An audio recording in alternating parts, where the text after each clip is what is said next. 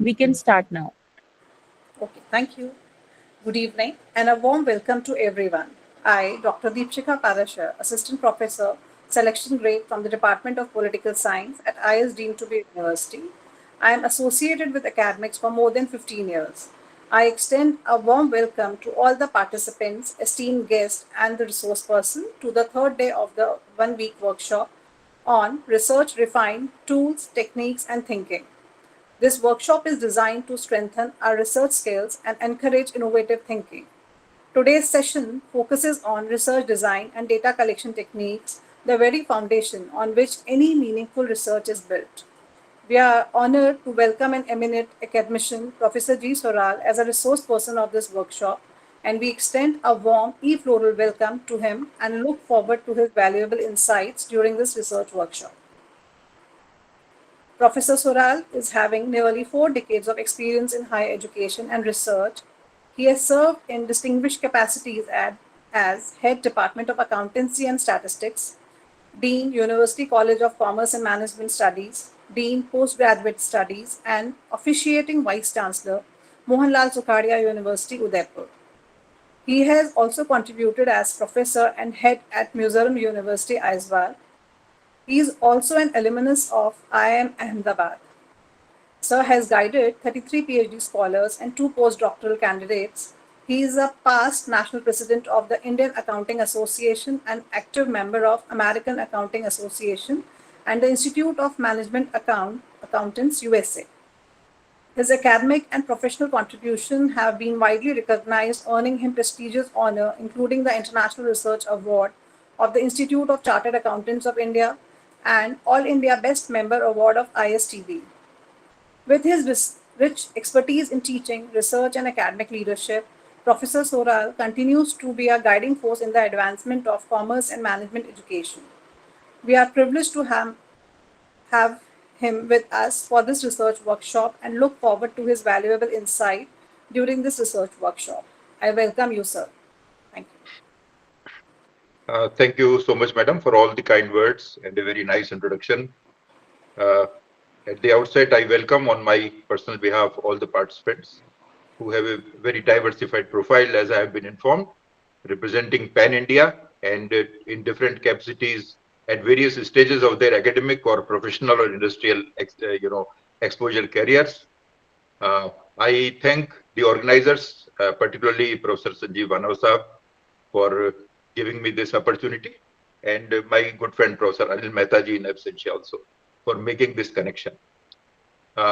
Friends, as you have listened to my brief profile, I have been an old teacher, you may say, and for any teacher, many of you may be in academics. Professor Bhanavat has been almost my contemporary in the academics. We know that teaching is a passion, and I also superannuated by now. There is no obligation for me to teach, but this gives a tremendous enjoyment and it rejuvenates. So any such opportunity given, I definitely am obliged and humbled and thank the organizers again. Friends, let me share my screen now. And by the time I share my screen, let me tell you, I was present during the inaugural session and listened to, the very valuable speeches. One of the speeches, which was in the beginning, as I was told, was missed by me. I was late by 5 minutes. But then other speeches I have definitely gone through. Two things particularly I would like to highlight, which was mentioned by Professor Bhanavat and Professor Dhulia both, that the present state of research in the country and bit dismal stage of research in the country. Further, the importance of such workshops. And the third thing is, which was also mentioned, if I correctly remember, the zeal among, the fraternity for which the workshop was offered by the organizers. The first regarding the zeal, I am so happy, being in the academics for long and have been, a student of research methodology for long. If this diversified spectrum all over the country online could join and could, wish to spare 5 days for the workshop. This is a very good indication. I really welcome this gesture and congratulate you all. Regarding the other two things, among the tools is the screen button. Asta, please.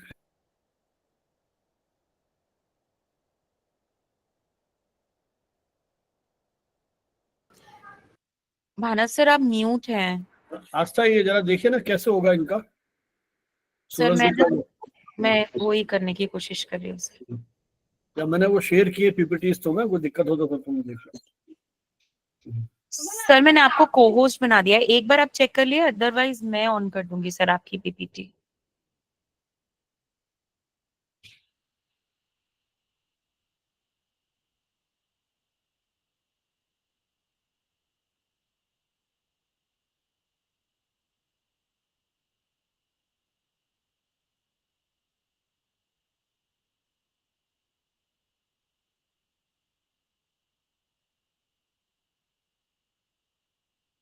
Hello, whether I'm audible here?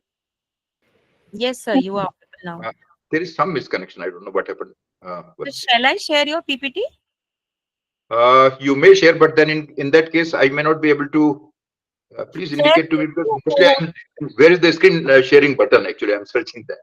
Sir एक बार आप नीचे देखिए, एक arrow type का but वो होता है symbol, जिसमें ऊपर की तरफ एरो जा रहा होता है। Okay, let me see. ऊपर की तरफ एरो जाने वाला बटन ये रहा। Sir, there will be mention screen sharing. Share That's what screen. I'm looking for. That's what I'm. Mostly, I've been using the. This is. Yes, I can understand. In different platforms, we have different things. Zoom mostly I'm using. Don't know. Screen sharing. Not getting it. No. Then on the top, sir, you'll receive three options: Microsoft Edge tab, window, and entire screen. So maybe you can choose a particular window or go for entire screen option. There is an upper indicating arrow which says on the go. Is that the button? Yes, sir. I press that button, then it says mute, audio, No, no, no. raise. Not this one, sir. Not this one. Okay, let me go back. Sir, from the starting, we have first the mute and unmute button, then video turn on button, and then we have screen sharing option.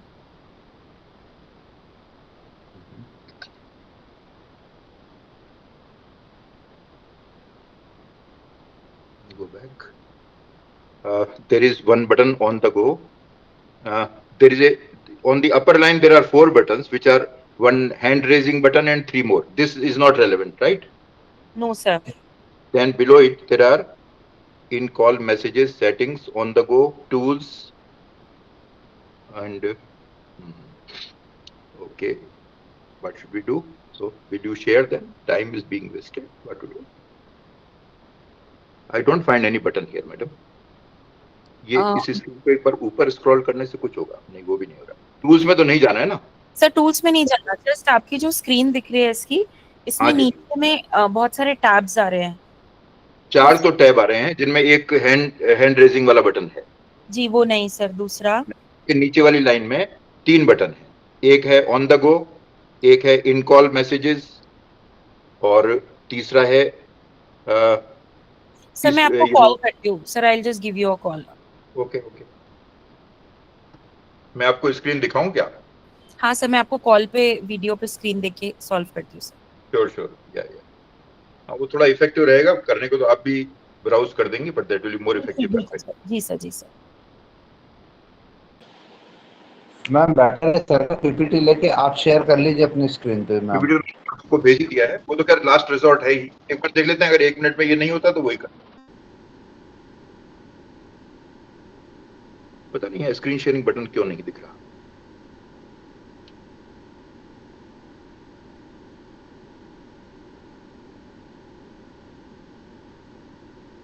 Screen के layout का difference हो सकता है।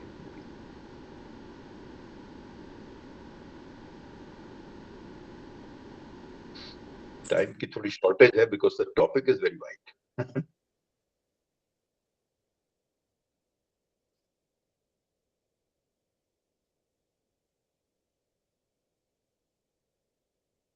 मेरे ख्याल से madam को screen share करने दीजिए साहब, it is taking time. Madam, you kindly share the screen on my behalf and help me in transition. I Sure, think sir. time वही ठीक रहेगा. I think it is visible now. It is now visible. Yes, 1 minute. Okay. Screen को थोड़ा wide कर देंगे आप, ये display थोड़ा रिड्यूस करके.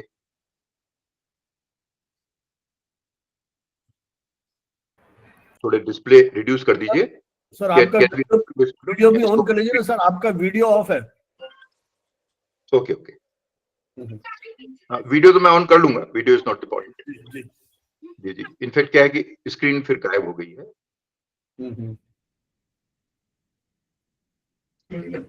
आप ऐसा करें कि वीडियोस सप्रेस हो जाए और स्क्रीन वाइड हो जाए, so that everybody is comfortable.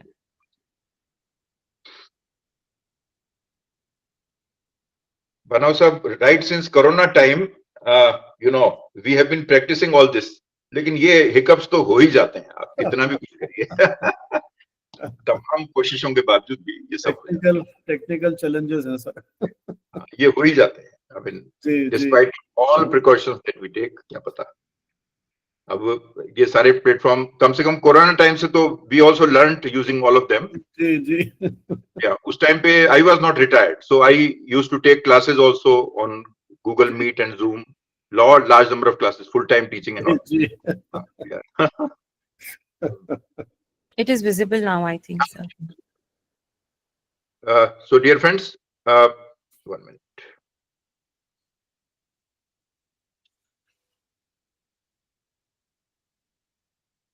Yeah, so this is what we decided about the topic for today: research design and data collection techniques. Friends, before we move on to the next slide, let me tell you that these two aspects which Madam, while started when she started ball rolling, she commented on the importance of research design very rightly. Let me also add to that while saying that the design part here of my presentation is in fact a sort of a macro aspect of research, the major aspect of research. Data collection is a part of that. Though everything has its own importance, by now you already had 2 sessions, elaborated session on research methodology, and after today's session, again 2 more sessions you are going to have. Now, as you all have been introduced to me, you are a wide, diversified audience. So naturally, the only option with which I have to go ahead is that I take a sort of an average level, and comparatively on the other than jargon side, I would like to talk to you. The power failure is there, so I would switch off my video. Hope you won't mind that. Next slide, madam. So friends, the first part of the presentation, as I have marked it as part A, is regarding the research design. Now, as I have already had an arrangement with the organizers, interaction here would have been very helpful, but we have very limited time and a very wide audience. Therefore, my plan is that first is that as per schedule, I should close as much possible as permits it to me at 8 o'clock sharp. Right, that is always a good way of attending a session and delivering a session. Now, other than that, I will try to give you 2 times question answer breaks after once part A is over, whatever time is permitting, maybe 5 minutes, and then at the end some 5 minutes. So kindly be ready with your questions. Let us see how much can we entertain. And in case, by the way, there are more questions, my mail ID I am passing on to you and to the organizers also. You can ask questions to me later on also. Okay, so with that, let me go ahead. Friends, this is regarding research design. Right, so what is the research design? The first bullet tells you the conceptual structure within which research is conducted. So it is the entire conceptual structure for conducting research. Now, the best way to quickly understand the design of research is like understanding the design of a uh, cloth which is going to be manufactured. Okay, visualize. I mean, you may not be in that field. I am also not. Let us visualize a situation where a cloth manufacturing company is there and they are now going to install their machines for manufacturing, big loads of cloth, which is having a particular design, fabric, quality, length, width, and all. Once they decide it, then only the manufacturer can start. Likewise, all services, all products, and everything would have to have a design in advance. Same is the situation of research design. So this tells us that research design has to be ready before starting research. Now the second bullet also tells you the same thing. It is the blueprint of research process. So that blueprint, like when we erect a building, we are ready with the blueprint before. Same in the same way, we have to be ready with the research design before we start research process. Now the third bullet here elaborates it even in a more lucid way. Okay, so you may look at all these interrogative words. What research? Where research? When research? How much research? By what means research? And if you can add some more interrogative words here, I think they will also be justified to define what is research process. So think of all such questions, okay? When we answer all such questions, then it comes up to be a research design. Hence, therefore, I said that this is extremely important to have a research design. Now, in this next slide, a brief elaboration of why do we need a research design. In fact, when I said that for any type of activity of manufacturing or creation of a service or any other act that we do, we need a plan before. So research design is also a plan of research which is prepared before doing research. So all those common benefits actually here, what you find is, first bullet tells you, it provides you appropriate direction where to proceed. Now here I would like to make little elaboration by telling you, which the other learned speakers before me in the same workshop might have told you, that research is some such act, some such activity which is almost undefined. In fact, particularly the youngsters who are listening to me in the audience today, I would like to tell them that you might have done your post-graduation recently, or many of you may be already registered for your PhDs. Okay, just compare the research which you are now doing or which you may be doing in future with whatever in academics you have done earlier. For example, your post-graduation vis-a-vis your PhD. Both are academic degrees. But while doing post-graduation, you had a definite path, a particular defined curriculum passed by the university bodies, which you were to follow. And you knew that this will be the question paper pattern and other things were there. Though that used to be pretty large because post-graduations used to have some, in a semester system, some 24 subjects and whatnot. Now when you proceed for research, things are smaller. Still the challenge is much higher. Why? Particularly because now there is no direction. And from where do you get the direction where to proceed? One is that in case you have a learned supervisor to guide you as a PhD scholar, that. Otherwise, if you have already completed your PhD, going further for your research, then you yourself guide yourself. Then the point comes that research design is the document which gives you direction. So it's extremely important to have a proper research design. Otherwise, it is very easy to go astray. Second, reduces bias. Right. The point which perhaps some other speaker will also cover here is that research demands as much objectivity as possible. And there is as less as available, subjectivity scope in doing research. So, I mean, if you can come out from the whims and fancies and be as much scientific as possible, away from biases, then only research would be pragmatic. And research design again helps into that. So there's another very important need of a research design. The third bullet is also extremely important. Optimizes resources.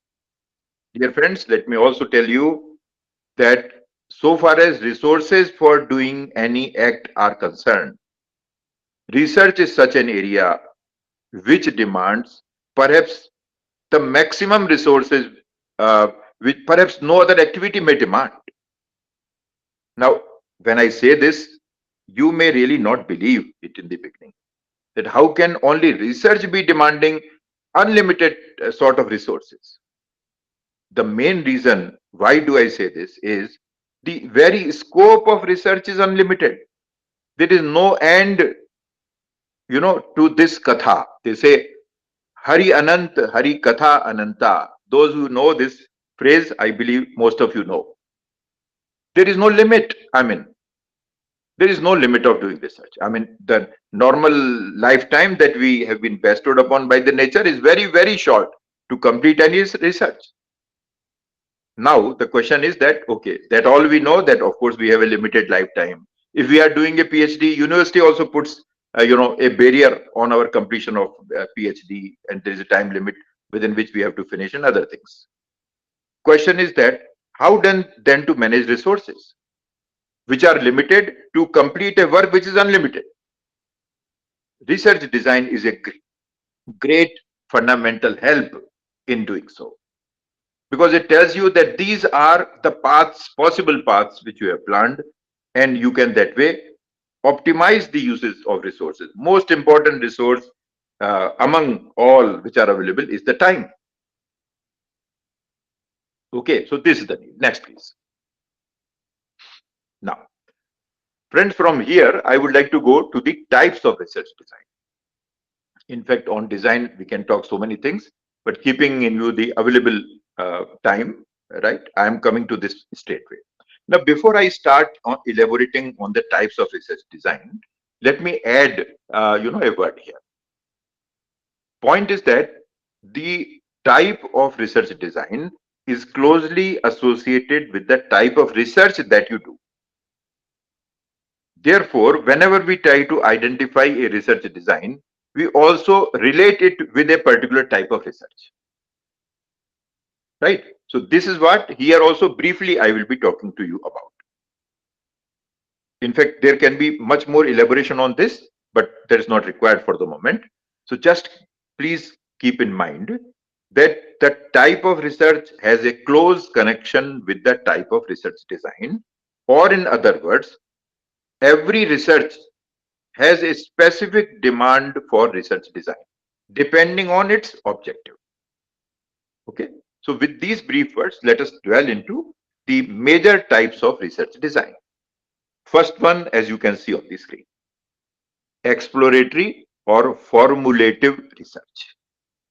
Now, as I often say during my deliveries to the participants, to you also, I would like to reiterate the same thing, that what is most important, in my delivery to you at the moment, most important are the terminology.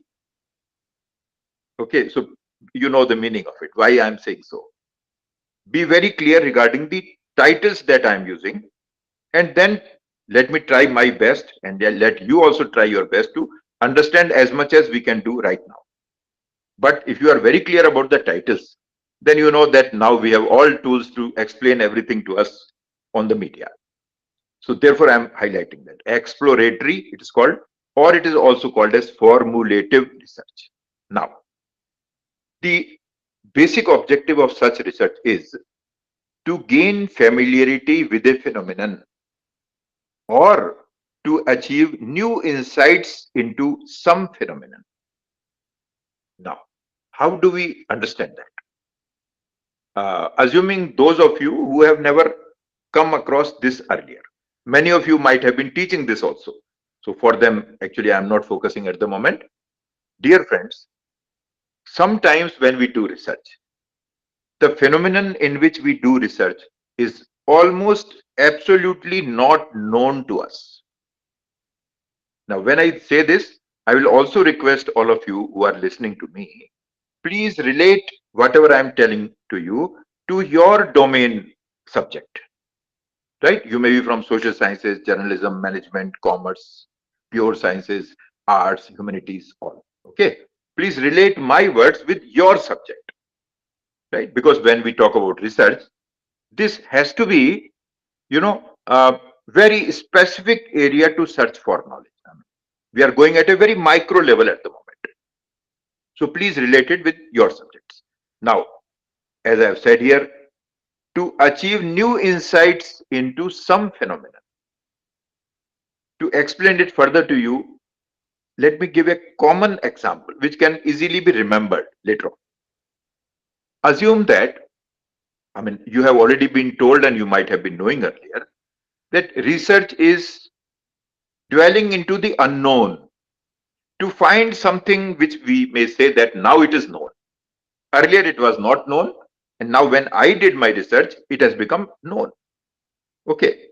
So, as we used to say, right, the darkness of ignorance and the light of knowledge. In research, we try to go deep into the darkness of ignorance, pick up things and bring them to the light of knowledge. Right? Taking a cue from this analogy, think of and say a big hall. Okay. Suppose there is a hall like you are going to enter into it. Suppose that is your area of research. Now, exploratory or formulative research is such a situation where when you enter into that hall, either almost there is no light inside, it's pitch dark inside, nothing is visible, or it is a very dim light. Very faintly difficultly you can say what is there inside. Whether there is a wall ahead of you, or there is water ahead of you, or there is a wild animal sitting out of, no, you never know. This is the situation where we do exploratory or formulative research. That means the areas where we know very little about the phenomenon or we hardly have any insight about it. Next, please. Now, what are the main features of this research in the design of research? Some of those I have highlighted here. Now, some of the main features are that when this is the situation for doing research, the survey of literature is one way whereby we may design our plan for research. Because we hardly know about it. So we try to search for literature and survey it. You already had a session on survey of literature yesterday. This is one way. Another is the experience survey. Because sometimes those aspects of that particular phenomenon which you are trying to search for are even not written. They are not recorded so far because it is such a new phenomenon. Right? That may happen. Okay. There may be some shades here, something known, sometimes little more known, sometimes little less known. So how do you do the things then? You go to people who are present at the moment. Present means who are live at the moment. Naturally, you can talk to those people who are live. You go to them, sit with them, ask their experiences, make a survey about, because you hardly find much written, right? And many other things which I will be covering further. That way, the second bullet says, design is totally flexible. You really cannot decide your path in advance that this is how I will proceed. I will go ahead, then turn left, and then make an inclination at 45-degree angle in my path. You never know. So you have to keep all options open. Things are flexible. Third bullet says sampling, if it is there, it will be non-probability sampling. I hope you know about this probability and non-probability sampling. Okay. Whatever be your knowledge level regarding this, let me add here by saying, simplifying this point, that when you pick up the units for doing your research, it is all your deliberate choice. It is not probability which helps you. It is your deliberate choice. Right? So, as we call it, convenience sampling, deliberate, judgmental sampling type of things will be here. No question of a probability based sampling here because the reasons are clear. We do not know even the universe here, right? Then further. Now the data collection. Data collection, about which we will be talking in the later part of my presentation today, is also unstructured. We can't decide, I mean, whether this type of data collection will only help us. No. There may be pilot surveys because detailed surveys are not possible. We may do some testing surveys in the beginning, very few items we may pick up, some little time we may invest, then find out what to do further, again make a pilot survey, sort of. And the focus groups study, which you may be knowing, particularly is suitable for formulative or exploratory researches. Let me briefly elaborate on focus groups studies. You see, at times what happens that in order to understand some phenomenon, some problem in society, some problem in an industry, political, or any such problem, we just want to explore what might have been, what might be the background, and we are not clear. So what do? We think, I mean, those with the high ups who are experienced would think about it. That may also not help. So they say, in such situation, let us have a small group of persons, maybe 8, 10, 12, something like that. They all let them join their heads, discuss the issue, and come out with, come up with some good ideas, relevant ideas. That is what is exactly exploration. So this is a brief outlay of how do we define a research design when the research is of exploratory or formulative type. I would repeat, this is a situation where the room is dark. Room means, as I already told you, your research area. You know very little, or you don't know anything about that phenomenon, and you are proceeding to do research. Next, please. Yeah. Now, this is second category of research design, and as you can see here, it is written descriptive / diagnostic research. Friends, let me tell you, there is some difference between the descriptive and diagnostic researches. I mean, there are two different types of researches, but in many ways they are almost near each other.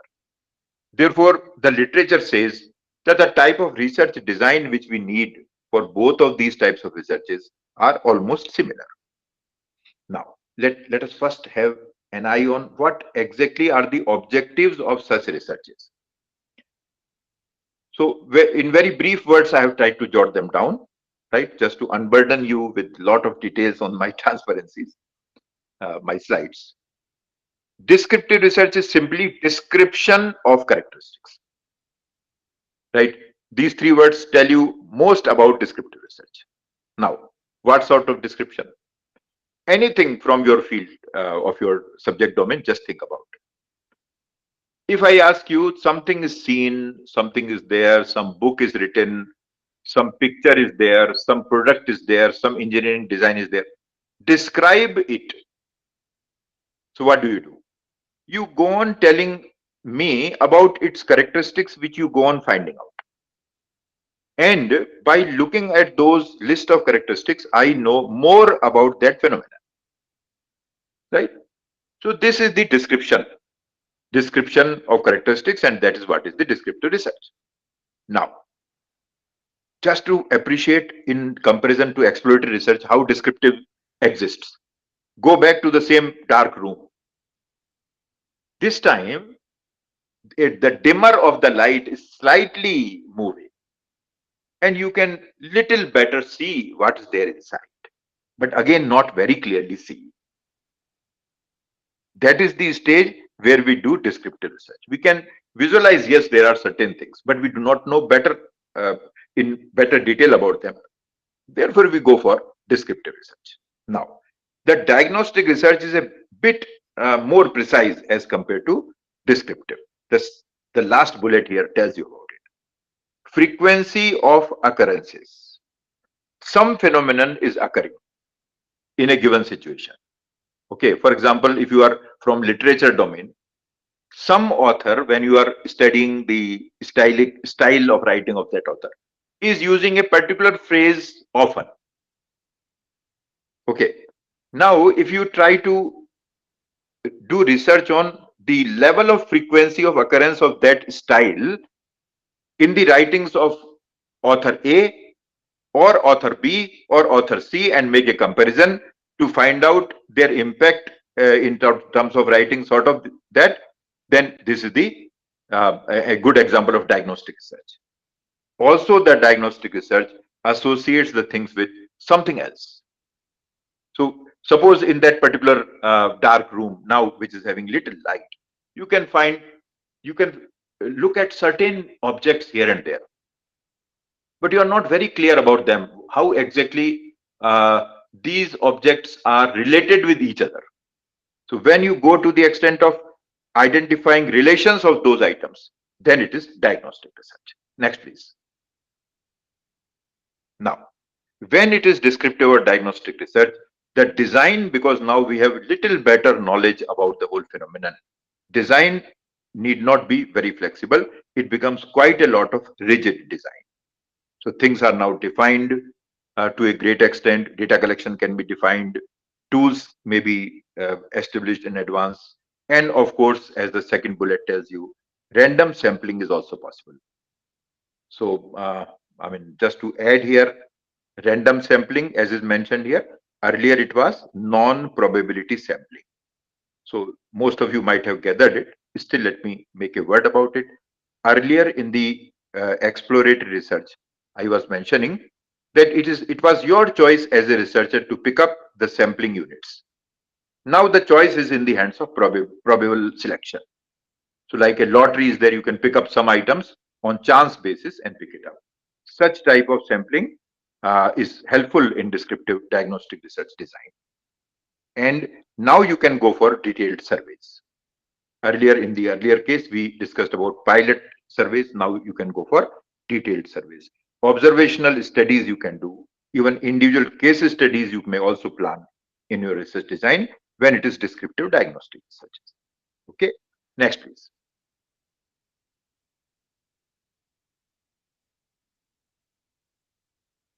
Next please, madam. Yeah. Friends, this is the third type of research design. As I have said, I have made a major classification of research designs, right? Because that much was justified at the moment and time was also that much only. Now the third one is called, type of research is called experimental or causal research, right? A small word of caution, because I've been teaching the subject for decades. Many students used to get confused with this causal and used to call it casual. So kindly be aware of that. This is causal, something which relates with cause and effect.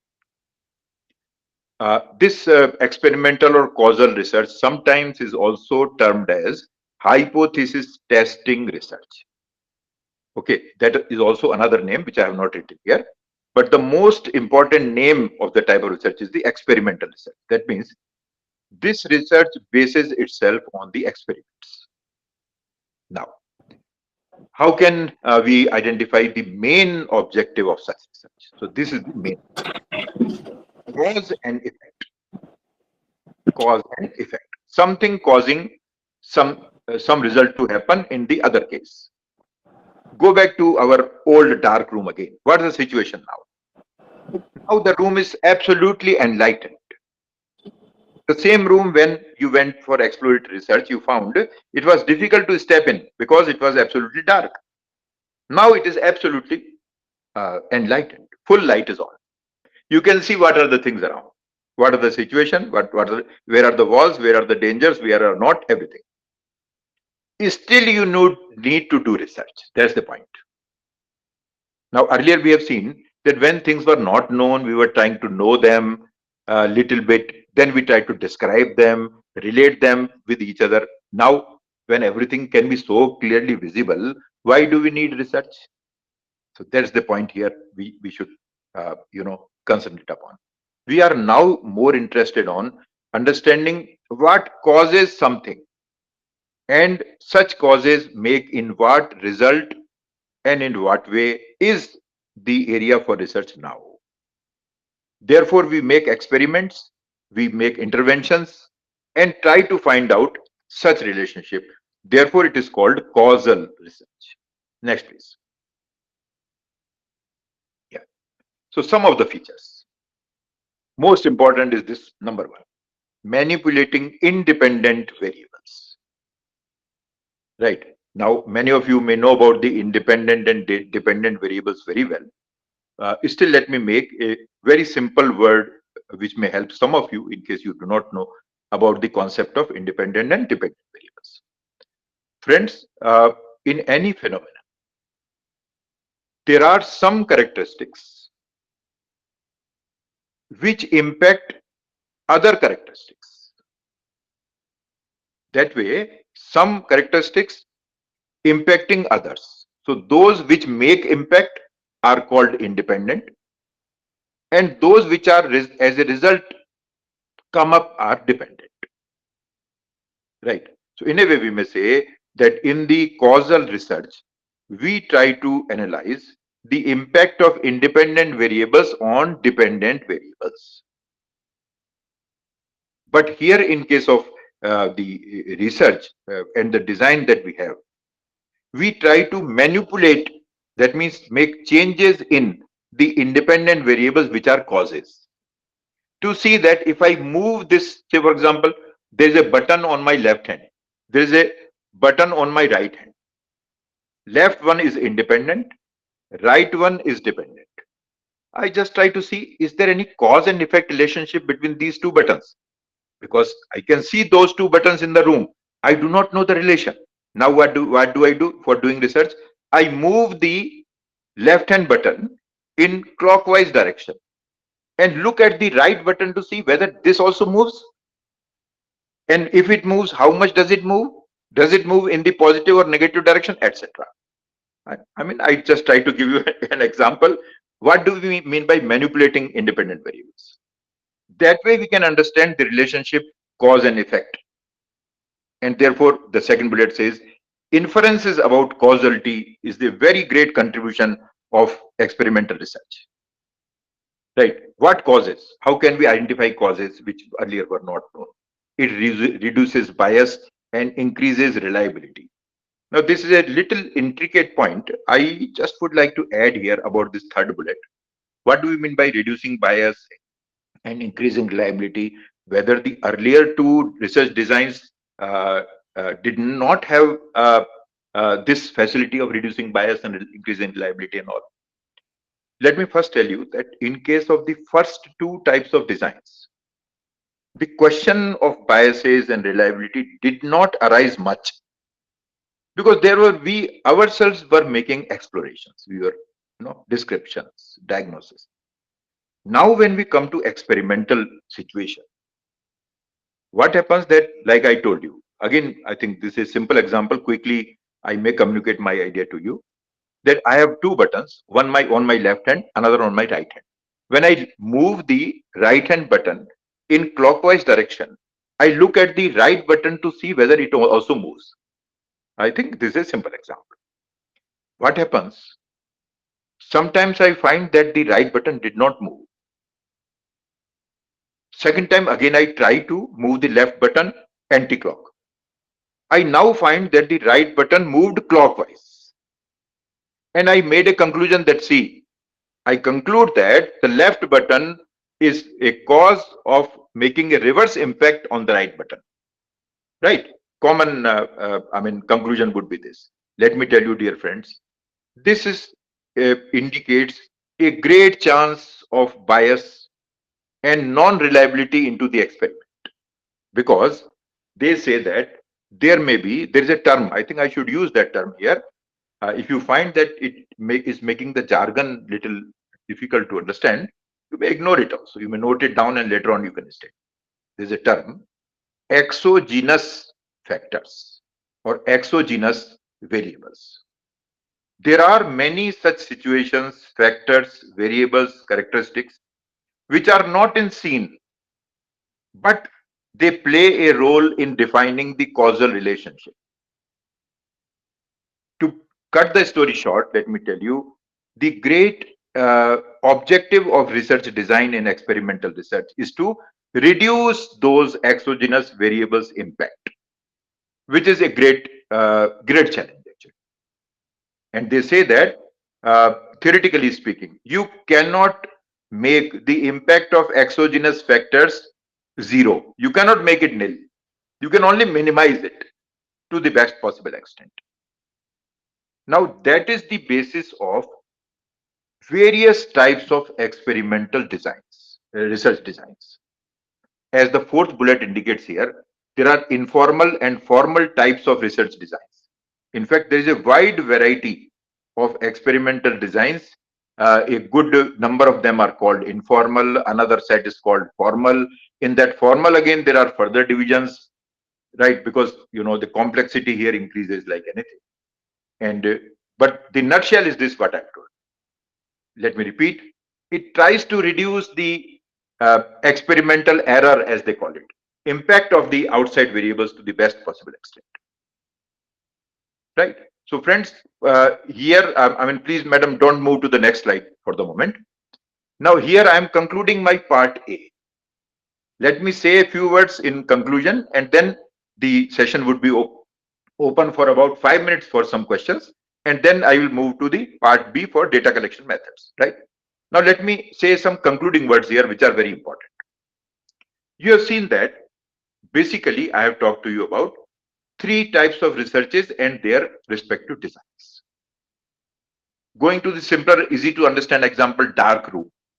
When it is absolutely dark, when it is little reasonable light, and when it is complete light. Right? 3 different types of designs. I try to explain to you some part of it. Now, a common confusion which may emerge out of whatever I've told you is that somehow it appears that the third type of researches and the third types of designs are better, and the first type are very crude, and the second type are in between. Particularly those of you who are research scholars or young assistant professors, and for those who are few of my friends who are associate professors and professors also here, they may be guiding their students for PhD. For them also this question may be relevant. Now, how do I conclude this confusion? Let me tell you with all firmness, all the 3 types of researches and the respective designs are equally important, equally good in quality. Kindly don't assume that somebody who is doing exploratory design work is inferior and somebody who is doing experimental is superior. No. They are all steps in the ladder. You cannot say that the 10th step in the ladder is more important than the first and second steps. You know the meaning of it. Okay, so they are all equally important. And whatever is your research problem, go ahead with a suitable research design. So with that, I take a pause and request the moderator who is available at the moment to kindly manage the question the way you do. And I think we may have maximum 5 minutes for the question. Please. Thank you, sir. Participants, you are requested to unmute yourself and ask the question. Yes, sir. Good evening. My name is Sudhir Reddy. I'm involved in nanotechnology research. It's an Great. exploratory type, sir. And the question is that in the journey, there are certain external variables that I did not anticipate. So these unexpected variables, they are affecting my research design, which I, in fact, set out to in the initial stage. But do you recommend that I need to go back and redesign the entire thing? Or should what's the actual accepted procedure by the academia? Good question, Sudhirji. In fact, very apt question, let me tell you. First, because I have to briefly answer, let me tell you. First is that you need not go back. That's the first answer. Whatever you are doing, in fact, it's a genuine encounter for any researcher in the journey. So there is nothing new which you are facing. First. Second is that the problem which you have mentioned, that there are some totally unexpected variables which are impacting. And if you really do not take care of them, they are going to vitiate your results like anything. Your results may not be at all useful as per your definition. Okay. So for that reason, the only one thing which I would say is In the experimental research, here I have mentioned formal types of designs. One point I would like to bring to your notice. You may kindly note it down and study it further. Perhaps that will solve your problem. There is a design among the formal varieties of experimental design, which is called random replication design. Let me repeat, random replication design. What does it do? It asks you, depending on the precision level of your conclusions.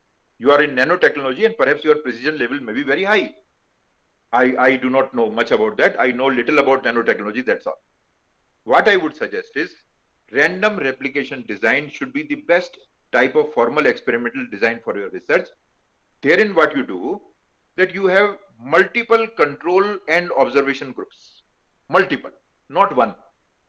So what happens that the theories say, theories say that when you diversify your, your control and experimental groups and randomize them, many of them, they say that large number of such unforeseen, unexpected, exogenous variables will be sorted out and there will be smoothened out with each other. Actually, that is the only way to cut out such problems. To my mind, there is no other way. I mean, nobody, as I just before my concluding words I said, they say that theoretically you cannot make your experimental error nil. You cannot, because there are variables which still may occur from somewhere. So please don't worry about that, but please improve your quality of design to random replication. Thank you for your question, Sudhir ji. Yeah. Thank you, sir. Next question, please. Madam, we have 3 minutes only.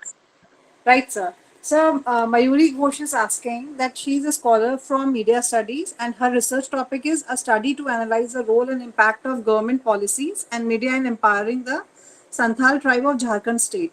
Which would be the best research design, exploratory research design or descriptive research design? Yeah, Mayuri, great, another good question. And you have very pinpointedly asked me whether exploratory or descriptive.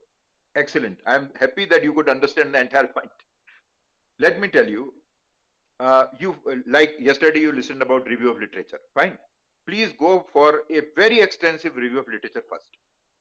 See that whether some such researches which can give basis to your research problem are already available. That will answer to your question. If you, after a reasonably extensive research, if you are a research scholar, PhD doing, I would say you should have at least a time budget of 6 months in doing the review of literature. 6 months, I said. Full time, 6 months research. Go on reading, go on talking to people, go on finding out what people have said about it earlier. After 6 months, you will get your answer.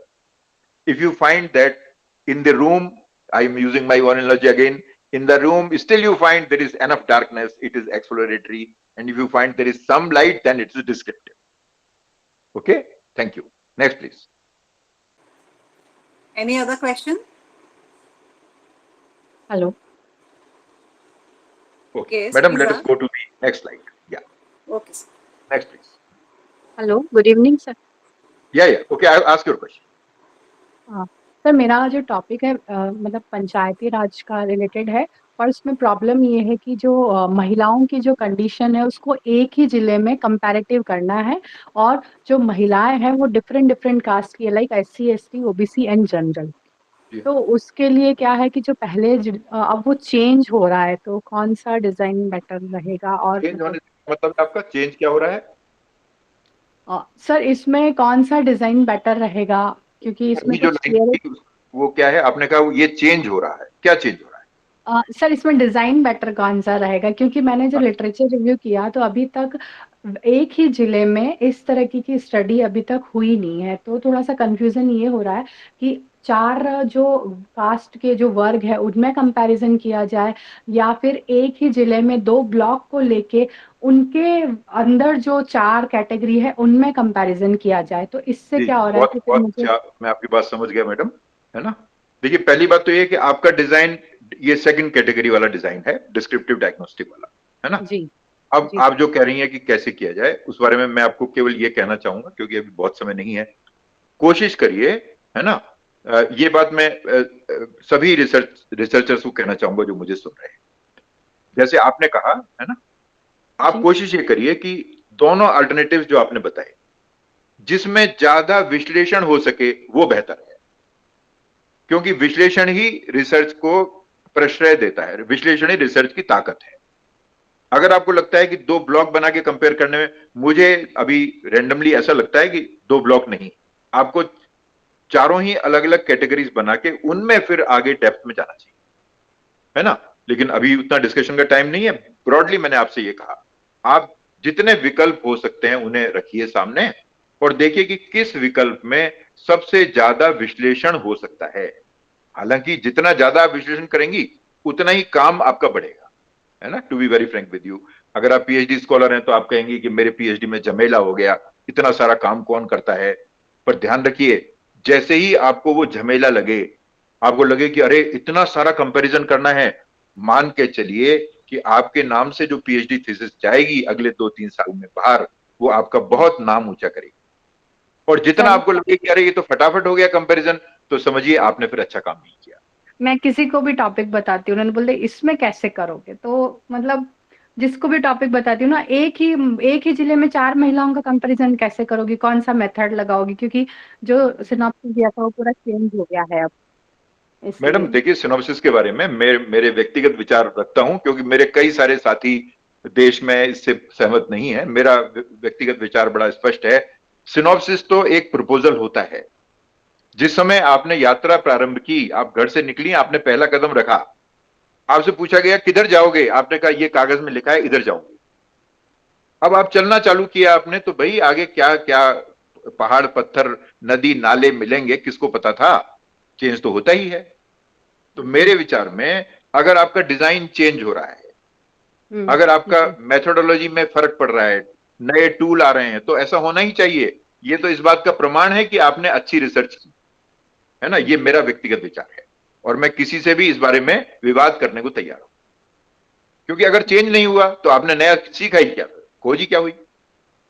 और जी। दूसरा, अभी बहुत समय नहीं है, मैं आपको ये कहना चाहूंगा, ये जो आपने बीच में बात कही ना कि लोग कहते हैं अरे इसमें क्या कंपैरिजन करोगे, भूल जाएं वो लोग, ऐसा कहते हैं। आपने अच्छा टॉपिक लिया है जैसा मुझे नजर आता है, और यही वो चीज है, जब हम बहुत छोटा सा एरिया लेके उसमें गहराई में उतरते हैं ना, तो ही हमारे कंक्लूजन उपयोगी होते हैं, क्योंकि वो चैलेंजिंग होते हैं इसलिए उपयोगी होते हैं।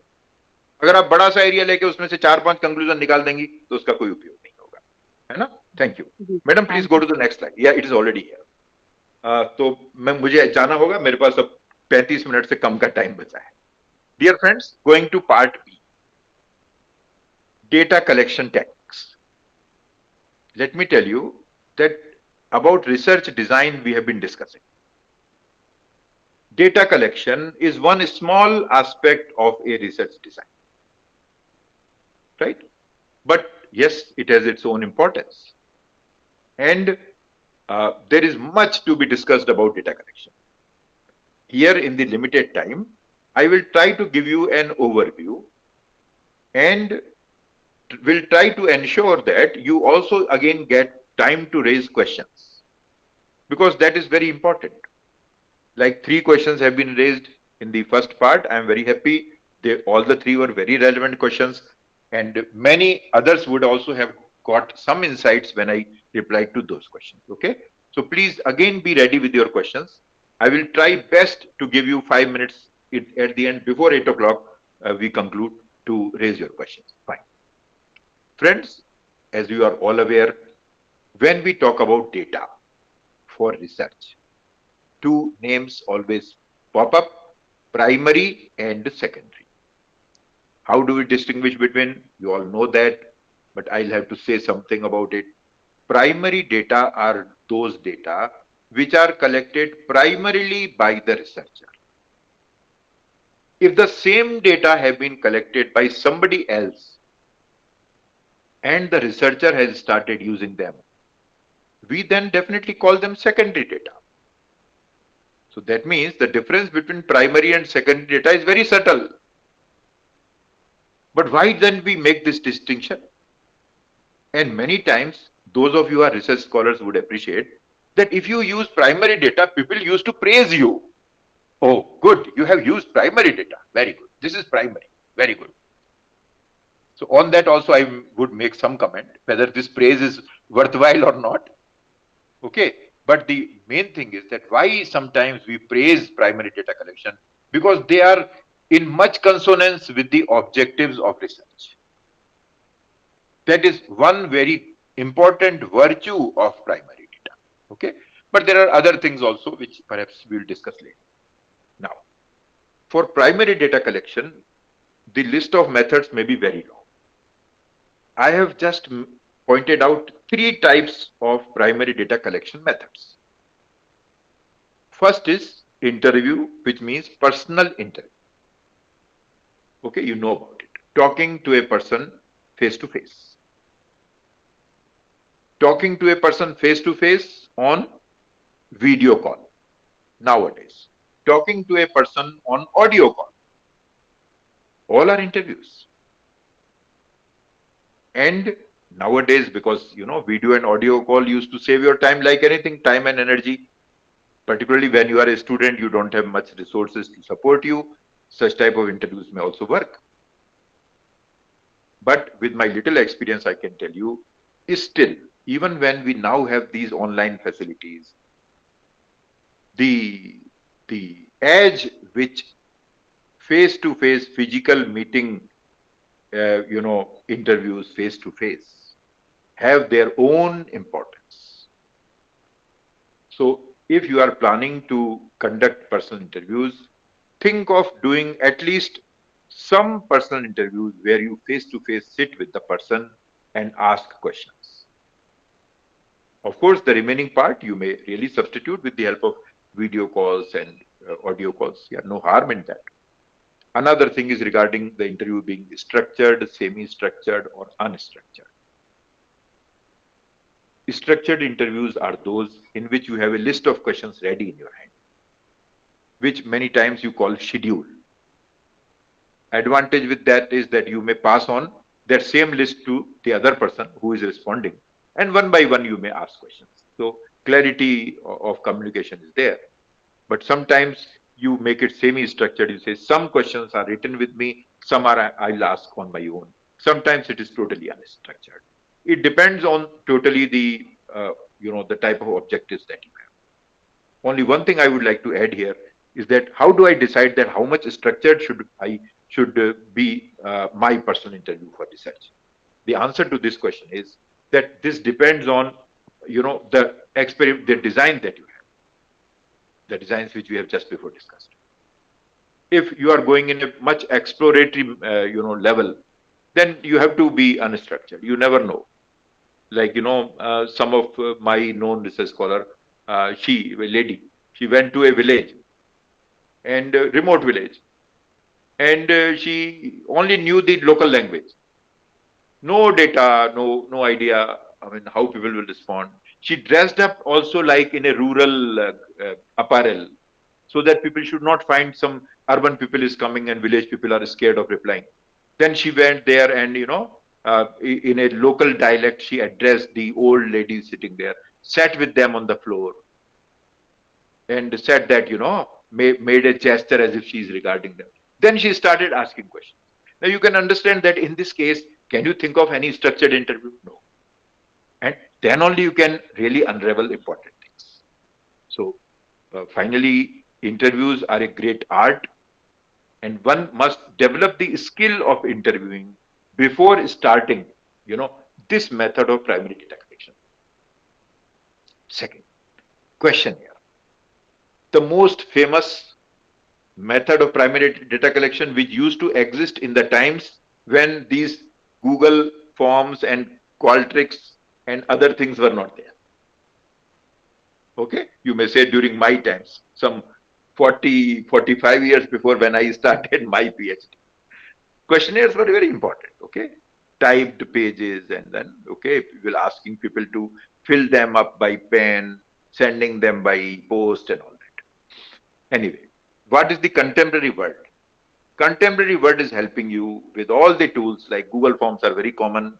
Qualtrics have also come, okay? Sometimes it is paid versions of Qualtrics and all, and many other tools are there. You have hundreds of templates readily available of that suggesting you what type of questions you can ask. And responding rate is also comfortable. Because for anybody, it's very simple to answer. If I'm traveling and I get a link of a Google form and I feel like answering, maybe 5-7 minutes it takes. While traveling, I'm sitting idle. I just open the Google form and touch the radio buttons and reply goes. With the person who has collected that Excel sheet can be prepared. All that facility is there. Okay. So my advice to all of you is go for using these facilities as much as you can. There is no harm in doing it. It is not going to tell upon the quality of your work, but it will save your time, make effectiveness more. But only one small word of caution among many things which I could have said here. Please make your questionnaire as less redundant as possible. Redundant, I said. Don't involve any one or two questions which can be avoided if they are not giving any knowledge to you. Because you feel that somebody has started replying on your Google form and let me have 10 more questions. What is there? No. That will reduce the quality of responses. What we need in questionnaires, what we have to be very careful about the questionnaires is quality of responses have to be ensured to be excellent. And for that, you have to keep your respondent motivated. Also, many times, one more thing which is coming to my mind, very important, that normally when you write down, an introductory letter into the Google form in the beginning, you must have seen that I am a research scholar working under such and such university on this topic, and I will be obliged if you answer the following questionnaire, and that will have an addition into the academic world for unraveling knowledge. There you also, in order to motivate the person, say it will take you 5 minutes to respond. Fine. So suppose I am the respondent, I look at, okay, just 5 minutes. I look at my watch. Do I have 5 minutes? I say, I have 7 minutes. Okay, I can respond. I start responding. Then I find actually it is taking 15 minutes with a reasonable speed of responding. Kindly don't do that. Kindly don't do that. You, in a way, are, misrepresenting, your case to somebody who is very much willing to help you. Don't do it. Check whether it takes 10 minutes, 9 minutes, 12 minutes, whatever. Mention that it takes 12 minutes, but kindly spare that time. The person will find everybody is busy. Right? Motivate your respondents to respond. Finally, one more thing about the questionnaires. Always have either one or, if possible, two questions which are open-ended questions in your questionnaire. I am very sure all of you know about the open-ended and closed-ended questions. Let the respondent have freedom to express in case the person wants it. Right? One of my research scholars one time told me that, sir, you have always been motivating us to have open-ended questions, like saying that, do you have any other idea to share on this topic? Kindly note down, and you may use any number of amount of space here. The candidate said, sir, in my 100 respondents, nobody replied on that question. So why do you promote us to have open-ended questions? Okay. So let me tell you, you might have had the same feeling actually. In fact, if you have open-ended questions, yes, there will be a genuine tendency of not responding to them. Okay, even if I come to you to answer my questionnaire, you say, why should I spend? You say, now everything is good. You say at the end, but this is open-ended. You put a nil there. No, I don't have any further suggestion. You don't want to waste your time. Your 1 minute is very precious. But what happens actually is, with my little experience I have seen in case of various researches my scholars have done and I myself have done, sometimes even 5% of your respondents who are willing to say something on those open-ended questions will really make a sea change in your thinking about the concept which you are researching. Because those things which are coming up in those open-ended questions are really something which you never visualized.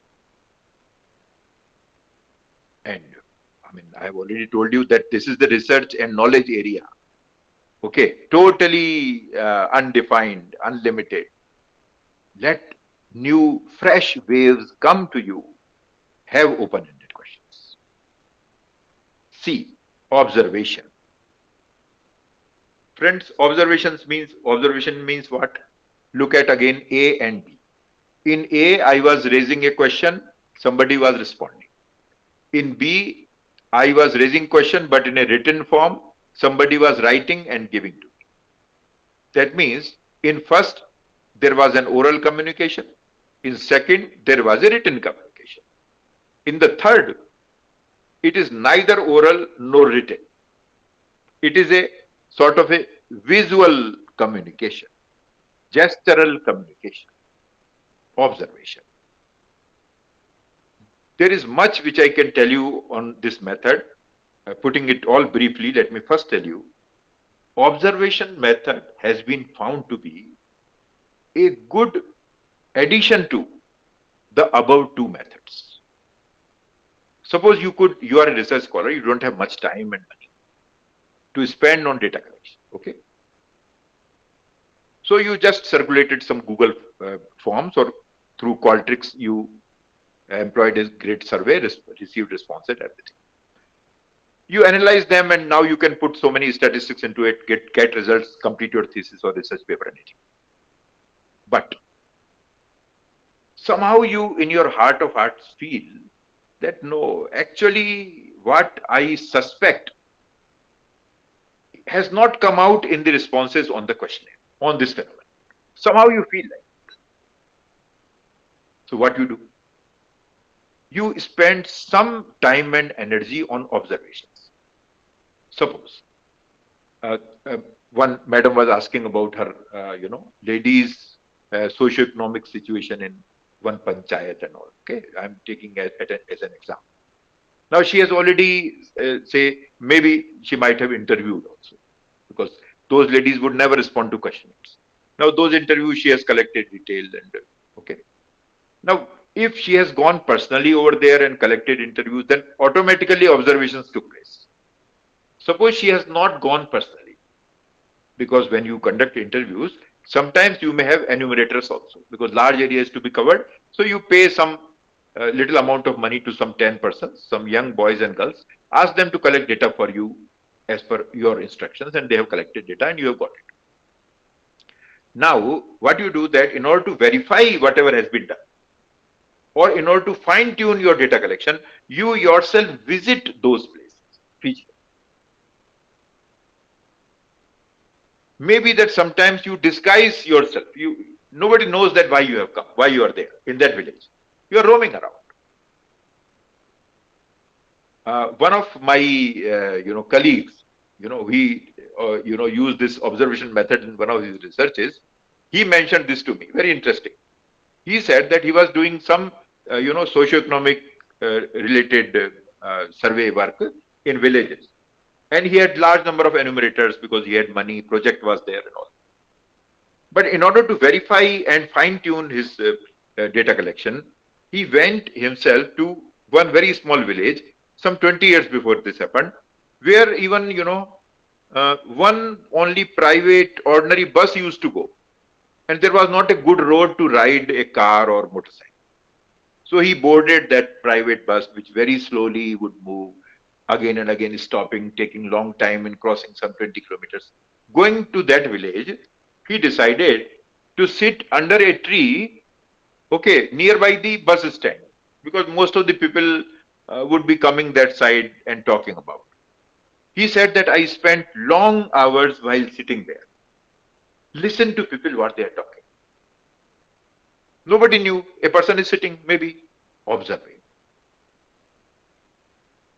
This observation that way, though this is a costly method, this will need a lot of time, energy. But some part of it, you may think in your respective areas, if it suits you, try to add it at least. I don't say that entire data collection can be based observations, mostly. Sometimes it may be, sometimes it may not be. But try to look into the observation method, whether it suits. One more word regarding this, which is written here, the natural versus controlled.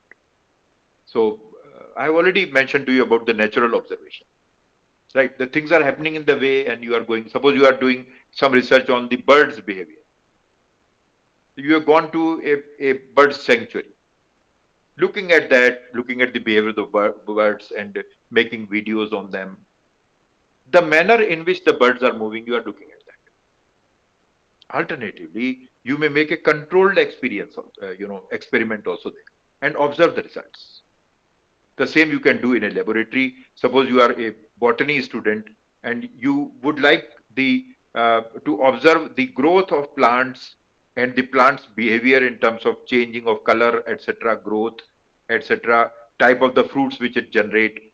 Or you are a zoology person and you would like to know the behavior of the animals of different types in a controlled environment. That would also fall into the observation category. Okay, so these two varieties may always be there. Fine. Next slide, please. Now, friends, we move on to secondary data. Let me first, repeat something which I mentioned to you when I was elaborating on the primary data aspect. And I mentioned that primary data is normally considered to be a good alternative, better quality data. And people used to praise if you say it is primary. Normally, you would appreciate this word that even research scholars also shirk while telling that your data was secondary, or they sometimes apologetic about it. Let me tell you. They'll say, sir, what could I have done? I was to finish my PhD in time, so my all data are secondary. As if you have done a crime, you have committed a crime by collecting a secondary data. Okay, so let me mention my view on that for, your deliberation and understanding. Friends, secondary data, as I said, and primary data many times may not be and absolutely different. Same data may be primary, same data may be secondary. Right? I think I have time. Let me give you a quick example. Quick. Suppose you are a teacher in a class, two students are there sitting on the front row, they are good friends, and you gave them an assignment, right? That tomorrow you have to write down, collect information on this from a particular locality, and you have to write down that information, and that is your assignment for tomorrow. Tomorrow, both of you have to come with that ready assignment. Okay. Now, let us say the two students were named as A and B. A was very sincere, B was his very close bosom friend, but at all not sincere. So, like the non-sincere students used to do, B never bothered about the assignment, right? He passed on his time here and there, wasted his time. A was very sincere, he went to the community, collected very genuine data, wrote them down on 2 pages, and came back home. Next day, class time was approaching. B started getting frightened. What will happen? I have not completed the assignment. Out of friendship, he requested A, can you just give me your document? Let me take a photocopy of it. As the students used to do. Now A, because he was a great friend, he has given it. Without any hitch. Okay, you take a photocopy, no issue. We assume that the photocopy which B has taken appears to be as good as A's write-up. Okay, the color has also not changed. Suppose he has taken a color photocopy, and you cannot distinguish that whether B and A write-ups are different. But of course, they are very similar. Both of them came to the class and they have handed over the sheets to the teacher. Now, for A, the data are primary. For B, the data are secondary. I think you are convinced on that because we don't have time to discuss it. I have myself told you the situation. Right? Because for B has never collected it. B has taken it from some other source. A has collected it on his own. right? So A is secondary, A is primary, B is secondary. Okay. Tell me, where's the difference? Absolutely same, word for word. Image the same, right? So let me tell you, this is not essential that primary and secondary data would be different. No. And in large number of cases, particularly in the modern world, such number of cases has phenomenally increased. Primary data collection is hardly possible, right? I would have said impossible, but I have just uh, became little scared to say impossible word. Therefore, only I have said hard. It's not possible. If I am to collect data, of my state to which I belong, better that I go to the government website, collect the data, right? Can I think of collecting it myself? Say, if I am economics student, Reserve Bank of India website gives me good information. I've written here third bullet point internet. How authentic? In the first bullet it is written government reports, company records, etc., which are in printed form. They are also secondary. If you are doing research on finance of companies, companies records are the only data that you can use. That is the most authentic one. How can you think of taking anything primary on that? And then go to the second bullet, online databases. There is a CMIE database related with again the finances and related with my subjects. I think with all of you, dear friends, here there may be very good quality online databases which are very reliable databases. And if you quote that I have collected these data from these databases, they are all respected. And then come to the last bullet. Right? A buzzword these days. Right? The chat GPT, the Gemini, and whatnot. Every the other day, I mean, we have a talk or a discussion on the impact of AI on the humankind. Even yesterday, I was in an international conference outside my town, and there was long discussion on AI tools. How should you, as a researcher, look at AI tools in terms of secondary data collection? First is that any data which you ask ChatGPT to collect for you, and it will give you very quickly, you all know that, is secondary only. Now, even before AI came into common practice, like it has happened over last 5 years particularly, even internet, even Google used to be a tremendous source of secondary data. And if you ask me that if I combine all data available, primary plus secondary is equal to 100, then how much percent primary and how much percent secondary? I think if I say 99.9999% is secondary and remaining is primary, I think I have even now, while saying this, have underestimated the size of secondary data. That size, phenomenal size of secondary data is available. Right? You all know about these alternative ways of data collection that I need not discuss with them. But let me tell you, dear friends, what I wanted to impress upon you is primary data importance will always remain. It is continuing to be even now because it is much in consonance with your objective as a researcher. But in the modern world, where the availability of secondary data has increased phenomenally, not only the availability of secondary data has increased phenomenally, but the cost of collection of secondary data has reduced to almost nil nowadays. I said almost nil, right? All internet and AI versions, okay, Free of charge in your mobile, you collect any amount of data you want. They will give you. All authentic. You must have seen, I also use little, AI, though I'm an old person. You people, maybe most of you may be younger to me, you may be knowing better about it. You must have seen that whenever you ask Gemini or ChatGPT or any other tool uh, to give you some information, it quickly searches because it's powerful. But then whenever it quotes any data, it will also cite small references.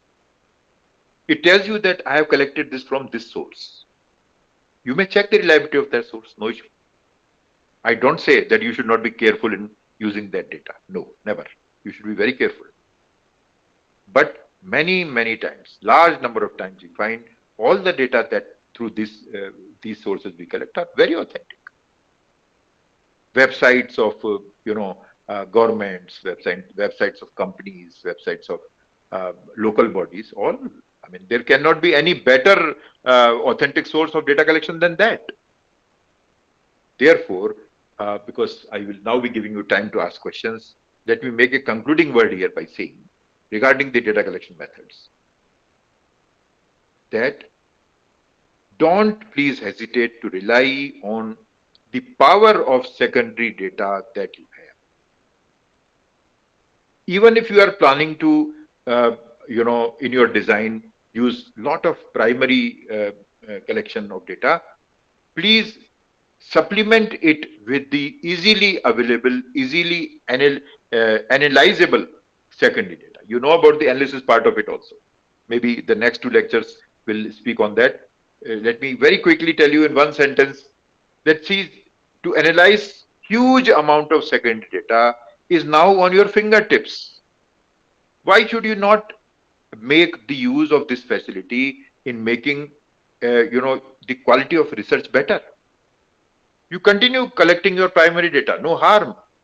That will always remain a very precious quality of data. Yes, but please do not undermine the importance of secondary data. Next, please. I think there's a concluding slide. So my big thank to you, and this is my email ID. Yeah, any question answers, please. Participants can ask the question. Yeah, madam, you may read out those questions and let me Right, sir. shift my. Yes, sir. Let me, because here is still the light is on inverter. Let me on my. So Mr. Sudhir Reddy is asking to clarify. Firstly, how do I decide the minimum number of iteration or data points needed for my study to be considered robust to collect primary data? Okay. Again, a pertinent question, Sudhirji. My answer to this will be very subjective. I would say that I mean I'm happy that you could get the point which I was suggesting, that make many iterations. Okay. Now, actually, this is the answer also. Not that what I'm telling you is subjective, but this is the answer. Answer is your iterations should be in consonance with the degree of your precision required. If you want to be very precise, increase it like anything. Let me support my word with an example. You see, the space research, they are firing rockets. You are very sure that every rocket which they develop, maybe ISRO develops, say for example, they have come up with better technology every time in terms of fuel, in terms of blast, and in terms of safety of the craft, weight, everything. Right? I mean, you must be convinced that it's all based on researches, because earlier they never did it. Then we say now today, yesterday, a semiconductor chip was designed, Indian made. First time. So based on research only. Because they cannot afford a failure. What precision they would be going for? We know it. Still believing that 100%, 100.0000% precision is not possible. And we have seen it happens. Even the SpaceX crafts at NASA in the Florida state of USA are getting blasted. So after that much precision, okay. So that's my reply to your question, right? Decide your time availability, decide your degree of precision, and go for as many iterations as possible. Larger the number, more precise are the result. Simple. Next, please. So the second part of this question is, does this expectation differ between hard sciences like nanoscience and the social sciences? Expectation of what? I just missed that word. What did you say? Mr. Sudhir, can you please clarify? Yes, sir. Is there any difference in the number of iterations or the data points when we compare the hard sciences and the social sciences? Sure. Yeah. What In is fact, the difference? the reply which I made earlier, in fact, verifies that. What happens that in case of social science researches, we all know that the type of data that we get itself may not be very precise. Therefore, the conclusions, we always consider the conclusions to be, correct within a range of, say, plus minus 10%. But in pure sciences, you cannot afford. I mean, the nano sciences which you are talking about, the little knowledge which I have about these sciences, in fact, is that any nanoparticles, if you are using, say, for example, in designing a spacecraft outer shield, what precision, I mean, you know about it. That much precision I never need when I talk about the human behavior, psychology. No, definitely not. So precision in case of pure sciences has to be definitely much higher. Sure. Thank you, Dr. Soral. Yeah. Next, Any please. other question? Participants can unmute and ask the question.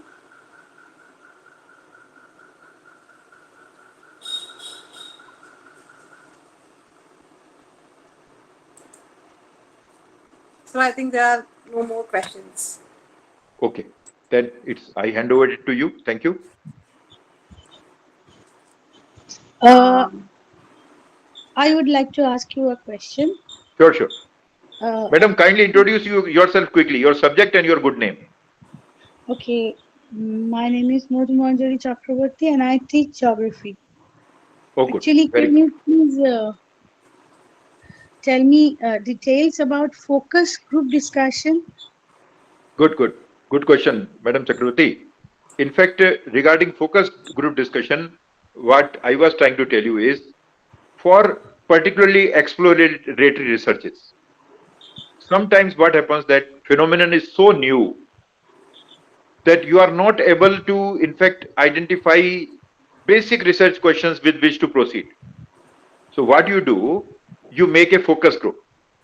Maybe like I take your example. Suppose you are a geography professor and you have something to explore which is very initial in your field. Maybe you are going to the northeastern part, like Mizoram. These days they say that it's having a different type of topography and different type of structures there. You are trying to do some research in that area, which is very little known. Now you are yourself not very clear as to how to proceed and what are the research questions. So what you do, you may pick up some 7-8 of your good postgraduate students, research scholars, some of your friends teaching geography and are students of geography. You all sit together and discuss those issues which you find unsolved. Unsolved in terms of proceeding for research. So your group is focusing on some unsolved, unclear thoughts. Why? Just because you want to, make them sparks to understand further.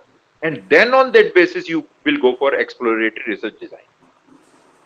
So that is the focus group, madam. Any other question?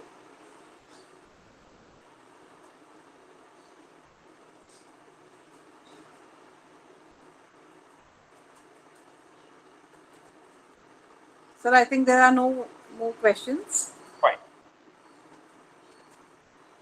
Banav sir, can we proceed for thank you note? Please vote of no. Before vote of thanks, e-certificate and e-memento. We have to. Ji sir. Yeah. ठीक है sir. As a token of our appreciation, we are pleased to present an e-certificate of gratitude and a memento to Professor Soral, symbolizing our deep respect and recognition of his contribution to his workshop. Thank you so much. Thank you so much for this gesture. On the behalf of the organizing team, I extend our heartfelt gratitude to Professor J. Soral for gracing the research workshop with his presence and sharing his enriching insights. His vast experience, scholarly contribution, and inspiring words have added immense value for today's session and will surely guide participants in their academic and research pursuits.